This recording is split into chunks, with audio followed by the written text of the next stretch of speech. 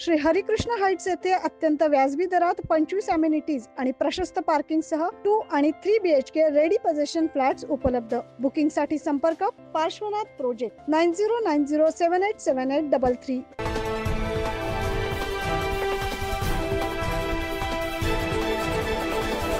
शहरातील तब्बल 348 गुन्हेगारांवर हद्दपारीची कारवाई करण्यात आली आहे। पाहूया सविस्तर बातमी।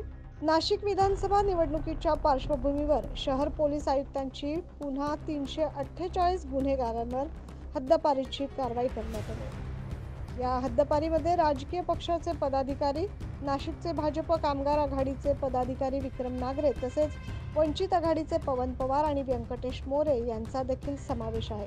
विक्रम नागरे हे भाजपमधून नाराज होऊन उद्धव ठाकरे शिवसेना गटात उद्या प्रवेश करणार होते।